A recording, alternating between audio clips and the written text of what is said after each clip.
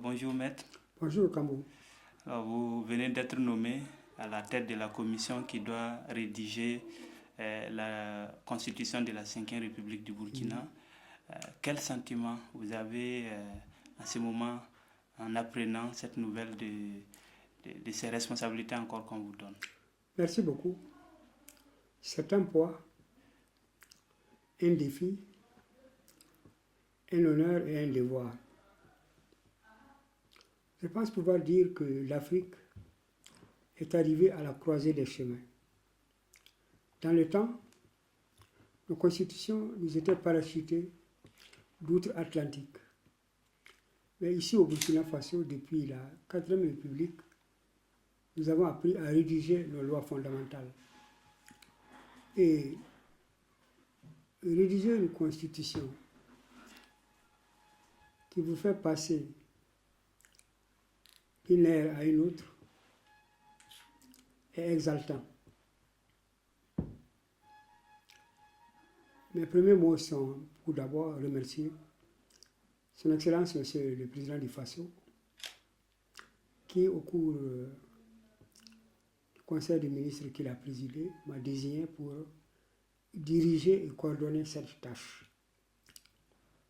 Je m'y emploierai et je pense que la configuration de la commission est telle qu'il n'y a pas de raison que nous ne réussissions pas à élaborer cette constitution en tenant compte des intérêts supérieurs de notre peuple et pour un long temps. Je vois surtout le renforcement du processus démocratique en cours depuis le 29 novembre 2015 et qui est en train donc de mettre notre pays sur l'orbite de l'état de droit véritable. Ce sont mes premiers sentiments qui m'animent et qui me rendent vraiment fier de mon pays, de mon peuple, et aussi de ce que nous pouvons faire. On sait que vous avez aussi participé à la rédaction on pourrait dire, de la constitution actuelle qui régit le fonctionnement du pays. Alors, quel changement on peut attendre du fait qu'aujourd'hui, vous soyez encore au devant de cette responsabilité d'écrire une nouvelle constitution pour notre pays? Oui, c'est vrai. En 90, je fais partie effectivement de la constituante qui a élaboré la loi fondamentale de la 4e République et j'ai représenté le mouvement burkinabé des droits de l'homme et des peuples. Aujourd'hui, je suis désigné pour diriger la commission constitutionnelle qui doit instaurer la 5e République. Il est vrai, la loi fondamentale que nous vivons actuellement, avant celle que nous allons rédiger, a vécu. Elle a été critiquée, mais elle a beaucoup servi.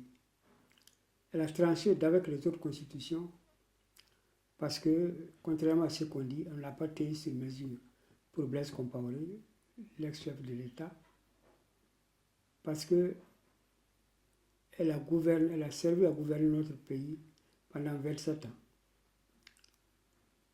Maintenant, celle que nous allons rédiger va tenir compte de plusieurs choses. De l'état, la nature et du caractère de notre pays,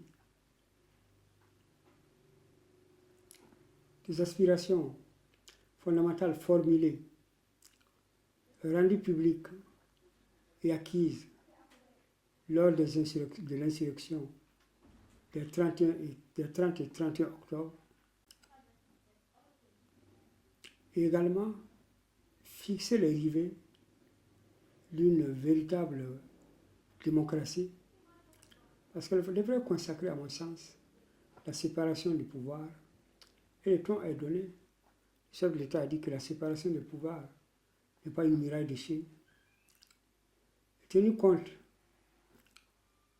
des équilibres donc de ce pouvoir, éviter un certain nombre de pièges, éviter un pouvoir d'assemblée, éviter un régime présidentialiste prononcé et faire en sorte que la justice soit indépendante et bien comprise et doter le Burkina Faso d'une loi fondamentale qui effectivement protège les droits humains, affirme la souveraineté de notre peuple et arme notre peuple pour effectivement défendre, protéger ses droits, y compris le droit au développement.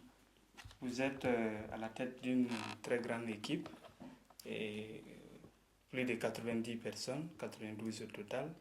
Alors, comment vous voyez le travail au sein de toute cette grande équipe? Oui, Kambou, je pense que l'organisation est le secret de la réussite de toute œuvre à entreprendre. Et nous sommes organisés, nous allons nous organiser. Il y a effectivement 92 membres, 92 capacités, 92 Burkinabés triés parmi les élites de notre pays.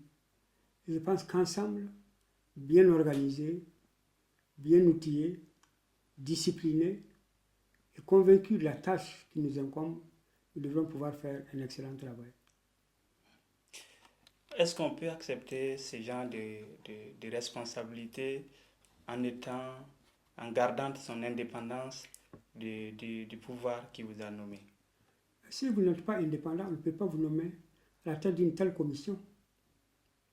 Parce qu'il ne s'agit pas de problèmes subjectifs, il s'agit de problèmes objectifs et qui prennent en compte l'intérêt supérieur de notre population, notre peuple, également la nature et le caractère de notre pays et les aspirations profondes de notre peuple. Il faut effectivement avoir conscience de ces questions nodales, avoir effectivement s'être engagé à les promouvoir dans leur aspect utile et positif pour effectivement répondre aux aspirations profondes de cette population courageuse et qui a su, à travers les siècles, mener une saga qui a toujours conservé sa dignité et sa cohérence.